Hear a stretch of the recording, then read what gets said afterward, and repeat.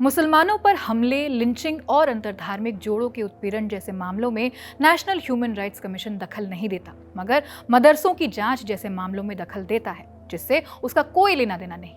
ये कहना है इलाहाबाद हाई कोर्ट के जज जस्टिस श्रीधरन का। हालांकि उसी रिवीजन बेंच में शामिल दूसरे जज इस बात से इत्तेफाक नहीं रखते। एक जज ने एनएचआरसी पर सख्त टिप्पणी की तो दूसरे ने इसका विरोध कर दिया।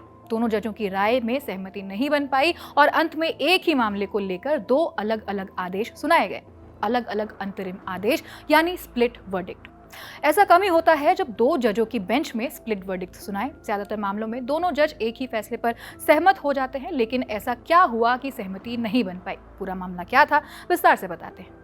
बार एंड बेंच की रिपोर्ट के मुताबिक इलाहाबाद हाई कोर्ट की division bench national human rights commission के खिलाफ टीचर्स एसोसिएशन मदरस अरबिया द्वारा दायर की गई याचिका पर सुनवाई कर रही थी। याचिका में मदरसा अरबिया ने एनएचआरसी द्वारा 558 सहायता प्राप्त मदरसों की जांच के आदेशों को चुनौती दी थी।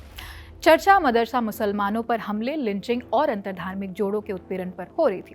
इस मामले में जस्टिस अतुल श्रीधरन ने एनएचआरसी को लेकर सख्त टिप्पणी की, जिस पर जस्टिस विवेक सरन ने कहा कि बिना दूसरे पक्ष को सुने इस प्रकार की गंभीर टिप्पणी नहीं की जानी चाहिए थी।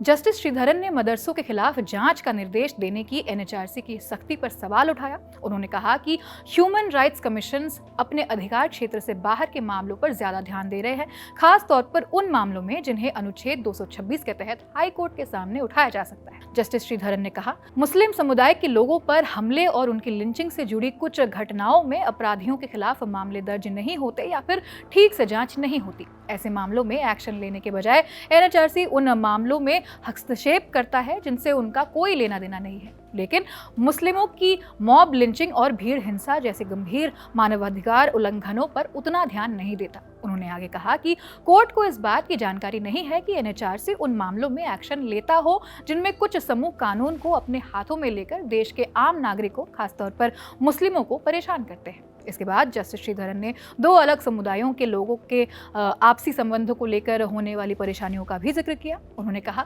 पब्लिक प्लेस पर किसी दूसरे धर्म के व्यक्ति के साथ एक कप कॉफी पीना भी कभी कभी डर का कारण बन जाता है।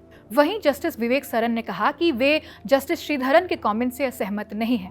उन्होंने एक अलग आदेश पारित किया। जस्टिस सरन ने कहा, अनुच्छेद 6 और अनुच्छेद 7 में कई तथ्य उल्लेखित किए गए हैं जिनसे मैं सहमत नहीं हूं, इसलिए मैं जस्टिस अतुल श्रीधरन के दिए गए आदेश से असहमत हूं। जस्टिस सरन ने आगे प्रोसीड्यूरल फेयरनेस पर जोर दिया, खासकर तब जब ऐसी टिप्पणियां की जा रही हो जिनके व्यापक प्रभाव हो सकते हैं। उन्होंने कहा कि नेशनल ह्यूमन राइट्स कमीशन की भूमिका या कार्यप्रणाली पर कोई भी निष्कर्ष निकालने से पहले सभी संबंधित पक्षों को अपना पक्ष रखने का अवसर दिया जाना चाहिए था। उन्होंने कहा, मुझे ये भी पता है कि एक रिट कोर्ट किसी विशेष पक्ष की अनुपस्थिति में भी आदेश पारित कर सकती है, लेकिन इस मामले में जब पैराग्राफ 6 और 7 में कुछ निश्चित टिप्पणियां की जा रही थी तो ये बेहतर होता कि सभी पक्ष अदालत में सही तरीके से उपस्थित होते।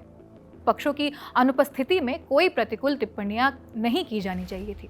बेंच का ये अलग अलग रुख एक जटिल स्थिति को दर्शाता है जहां दो जजों की राय आपस में नहीं मिल रही है। खबर में फिलहाल इतना ही। खबर लिखी है मेरे साथी आनंद ने। मैं हूं आकांक्षा गोगोई। आप देखते रहिए दिल ऑन टॉप। शुक्रिया।